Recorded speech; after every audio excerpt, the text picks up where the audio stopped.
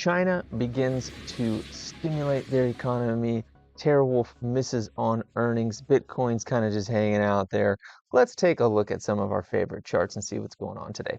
So first of all, this Reuters here, China to kick off 1 trillion yuan stimulus bond issues this week.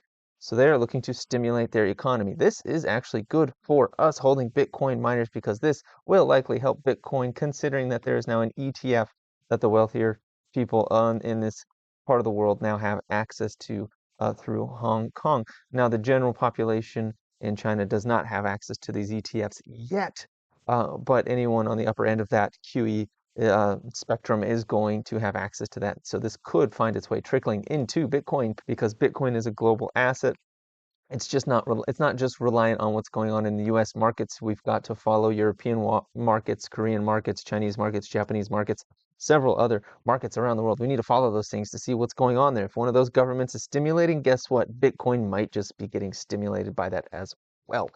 So that's something that we're keeping our eyes on. And you can see here that the world's second largest economy is getting stimulus now. So this is going to be interesting. Also, if you're into the Chinese stocks, this is going to be a big one for those stocks as well, like Alibaba, JD, other tickers of that nature over there in China.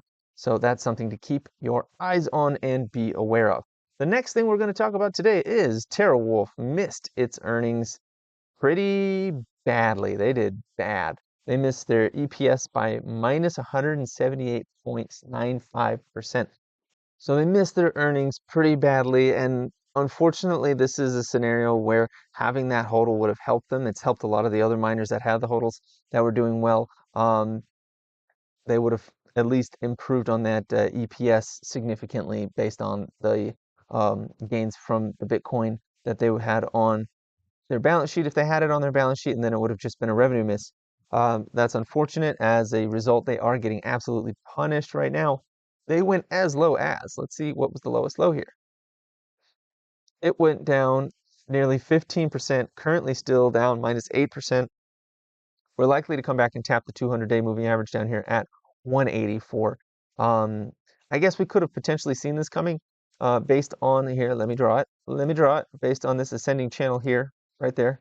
And if you've been with us a while, you know ascending channels generally break to the downside, much like descending channels like this one back here.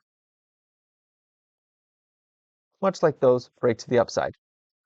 So usually, not always, but usually we have some special cases like in Tesla and Nvidia where they like to just do continuation outside of those channels. But that's what's going on today. TeraWulf missed pretty badly on their earnings, and they are being punished for it this morning. So that's really unfortunate. I'm sorry for any TeraWulf holders today.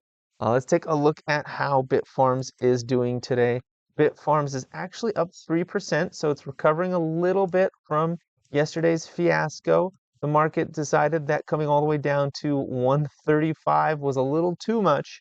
I do still see potential for us to come down to, not 135, excuse me, 152. I don't know why I saw 135.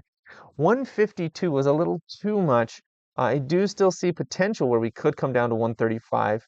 Let's see where the SMAs, they're all above us. Let's take a look at the weekly SMAs just to see if anything's down there. No, okay, fortunately nothing is down there. We are pretty far away from the 5 and the 20.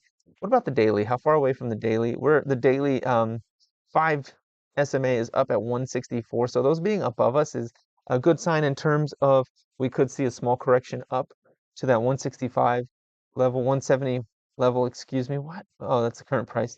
Man, my eyes are not working for me today. 170 range, but once we hit that, we could find ourselves falling further again unless they start releasing some better news here. We need to see some exahash expansion. We need to see a replacement CEO. We have to see something, a conclusion to that lawsuit. Maybe they just pay him out. I'm not sure, but we need to see some positive news out of Bitfarms. We need to see it soon. Hopefully earnings tomorrow. Hopefully tomorrow that shows something positive that the market can hold on to and move this thing up again. Let's take a look at BitDigital. How's BitDigital doing today? BitDigital is up 0.9%, so it's doing nothing. It's just been coiling for days here. It's been basically flat since May 3rd, which in a certain extent is a good sign because once it breaks out, I think it's going to break out up, and it's likely to break out up when it does up to 260 really, really fast. That's what I think. Now it could break down because if we're really looking, this is an ascending channel that we're in right now. This is an ascending channel. We are hanging out near the bottom of that ascending channel. We break this thing, it is coming back down to the lows about 170s. That very well could happen. That would be very unfortunate. That would suck, but it is absolutely on the cards. Now we do also have a bit of a pennant forming here, coming down as price compresses. Let's take a look. Let's turn on the Bollinger Bands just to see where those are right now. We're right smack dab in the middle of the Bollinger Bands. So honestly, even though we're in an ascending channel right now, we are also seeing that pennant forming. We're coming up on the top of it, which is being resistance. Once we break either that resistance or the support, which we're right between the 50 and the 20 SMAs right here, this is a really kind of nasty place to be because while we are going to get an explosive move when we get either above the 50 or below the 20, like that's going to happen. The issue is we have no clue which way that's going to be. So Bit Digital right now is actually quite a risky in a risky situation. So honestly, currently, and this is not financial advice, not a suggestion to buy, sell, or hold any asset whatsoever. Currently, I'm waiting on this one. I want to see if it comes back down to the bottom of this Bollinger down at 190. I might be looking to buy some more shares for that July rally I'm looking at. If it breaks above the 50, I might just sit and hold and watch it run. It really depends on what it does, but right now it is getting ready. It's got a Bollinger Band Keltner channel squeeze, as you can see, indicated by the plus signs here. We are right in the middle of the Bollinger Bands here. We are between the 50 and the 20. So it is really a tight, compressed thing right now, very much like what we were seeing back here when we were getting this really tight movement with a really tightening Bollinger Band. We're getting a similar sort of thing happening again right now. And this can go on for a little while. This could go on for a couple of months like this before it makes a move. Now, if it's still like this in mid to late June, I might be looking to buy some, expecting that summer rally. We'll see. I'll talk about that when the time comes. But for now, I'm just kind of watching it. It's looking a little spooky where it currently is because it could do anything, to be honest. All right, so let's take a look at CleanSpark real quick. What's CleanSpark up to today? It is down almost 1% today. That's unfortunate. We tapped $15, so we came back to $15. We came back to our baseline here for CleanSpark, and we're going to potentially head our way back up from here. That's what it looks like it wants to do anyways. We've gotten away from the 5, which is up here at $16.12. Support's at 15. We break 15. So the next support is going to be around 1469, and then all the way down at 1360 is where we're looking at. On the way up, of course, the only thing really in our way, we have a little bit of resistance at 1650 and then $18. Once we're above $18, we're really just free to do whatever.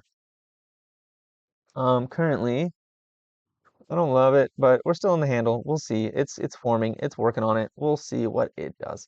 Take a look at Mara. Mara is up 0.2122%,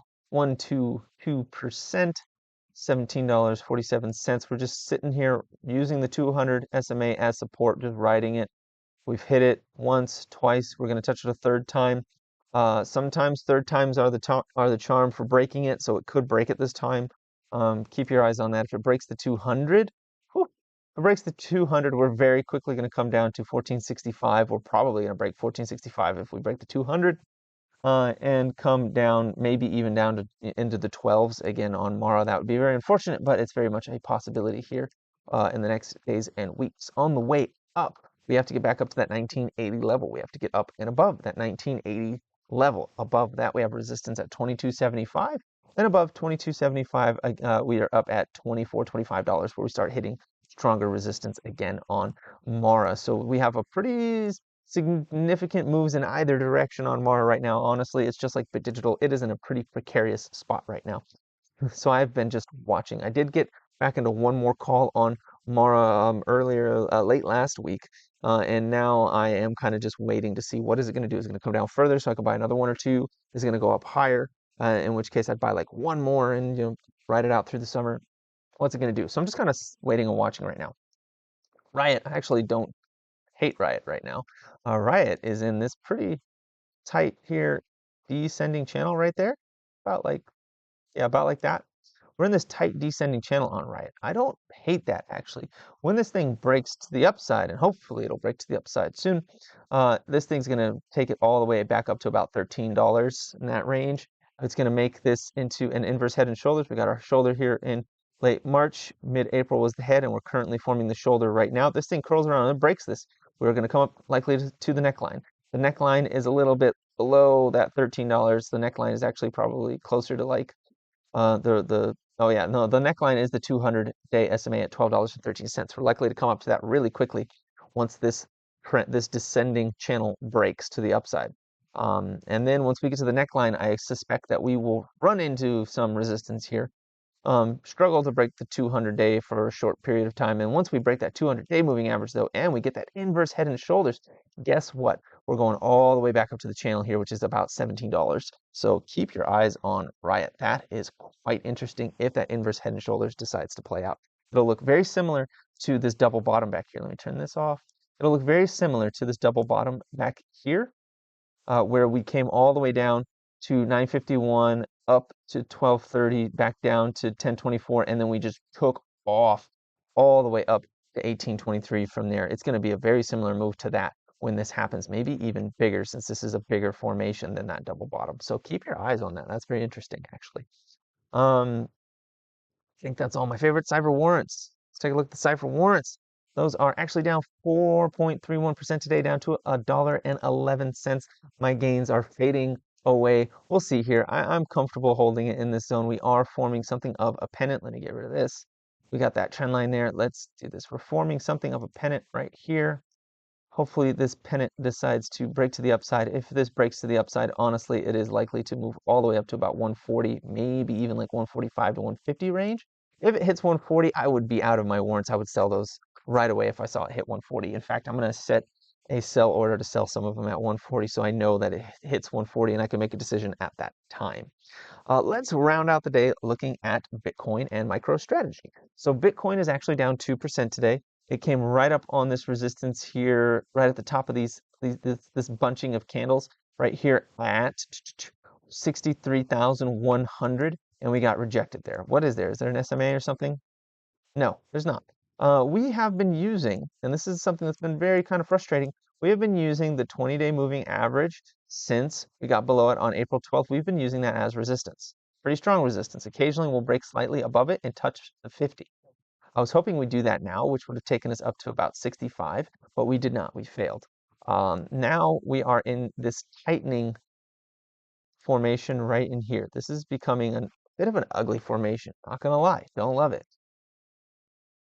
It's not really showing me much in terms of channels in a really big way. There is a bit of a mini little megaphone sort of thing happening right here, about like this, but that's too ugly for me to care about. Man, I'm not really even sure what this is going to do. We're going to get an inside bar here potentially. That's not great, at least not going to the downside. Right now, honestly, we've been in a Bollinger Band Keltner channel squeeze since March 20th. We're coming up on May 20th, so it's almost 60 days of this. Now, let me take a look at the Bollinger Bands. That might give away something here. No, we're right in the middle. We're right in the middle of the Bollinger Band, so this could go either way. But what I would like to see, okay, so what I would like to see is a touching of the bottom here, which would be about $58,000 right now. Touching of the bottom of the Bollinger Band, and then a hard reverse from there, like a touch of the bottom and then a hard reverse up that comes straight up to the top of the Bollinger Band and then breaks through it for a little while. I would like to see something like that. Something similar to like what we saw back here, right? Where we had this longer Bollinger Band squeeze. It went to the top and then came all the way to the bottom, pushed the bottom a little bit, and then from there it just took off up. I'm looking for a move similar to this right here that we saw from January 11th all the way down to January 23rd. I'm looking for some sort of move like that right now. That would indicate to me that the next move is going to be explosive up. So I'm looking for a bit of a down channel, a downtrend, like maybe right here, looking for something like this that takes it to the bottom of the Bollinger Band. Let me just clean that up a little bit. I'm looking for it to come to the bottom of the Bollinger Band, somewhere like this, and then like come out of this channel break it, and then just from here launch up to about $100,000. That's what I'm looking for. Now we've got this overall large descending channel that we've been stuck in on Bitcoin for a little while. Let me turn off these SMAs. We've been stuck in this downward channel for a little while now. When we get up and above this thing, that's really going to be when this thing kicks off. Like this right now, since we've been creating this downward channel since March 14th, this is all just building liquidity. Eventually, this liquidity is going to release. It's going to release pretty violently. And as you know, it's a descending channel. Generally, descending channels will break to the upside. So hopefully when this thing breaks to the upside, it's going to be huge and it's going to move fast, all the way up to hopefully 100,000 plus. That's what I'm hoping for. Hoping to see that happen fairly soon, like in the next, 90 days to 6 months sort of period of time. Okay, let's take a look at MicroStrategy. MicroStrategy is down only 0.69%, so it's kind of breaking away from Bitcoin in terms of being that explosive move up or down. It has been like totally flat since May 3rd, so this is building something in MicroStrategy as well. We've got confluence on that building of a big move here with this just total flatness. We do have the 50 SMA above us at $1,418. Of course, if we break to the downside, we've got the 200 all the way down at $716 on MicroStrategy. Personally, this gives me a sit and wait sort of feeling. So again, I've got my lines here at 1345 and 1136. That's the zone that we're kind of getting trapped in that we need to break out of to really see a move up or down on MicroStrategy. Let's talk about one we haven't talked about in a while. Let's talk about Block real quick. Block, still in this descending channel, following Bitcoin in that descending channel. It's actually up today, but we do need to see it get out of this descending channel and preferably above $73.52. That is where I would start being very interested in what is going on with Block. So right now, again, just descending channel. We tapped the 200, we came up to the 50. Now we're getting trapped beneath the 20-day moving average. Again, it is acting as resistance. Once we get above that 20-day moving average, we're going to quickly come up to the 50 again. Hopefully this time break it. And once we break it, we're kind of off to the races, going for those cycle highs around $87. And if we can crack $87, honestly, we are looking at going over $100 on Block very quickly there, if that is to happen. Let's round out the day, finish it up with the economic calendar. As you can see, today was the producer price index that came out today. It was hot by 0.2%. So the core CPI year over year is 3.1%, up from 2.8%. That should have a bad effect on the market. Let's actually take a look and see if it did. Let's take a look at the SPY. The SPY is actually up today, so it really didn't do anything to the SPY at all. Kind of frustrating a little bit because you'd think that would. Guess it didn't. We do have some Feds. Actually, they're already done talking. The Feds are already done talking, and the SPY is up, so it might actually be okay today. Might be just fine today. Keep in mind that tomorrow is core CPI. This one's going to be a major market mover depending on what happens with core CPI tomorrow. And home builders' confidence is also pretty important in terms of housing, and housing is a big factor right now in the economy. So those are things to keep in mind. We've also got a pretty intense hawk coming on. Oh yeah, Kashkari is also a hawk. So we got 2 hawks on deck tomorrow as well to be aware of. So quite a lot of data coming out tomorrow. Tomorrow's going to be a big one. So buckle up for that. That's all I've got for you today. Please like, comment, and subscribe, and have a profitable day.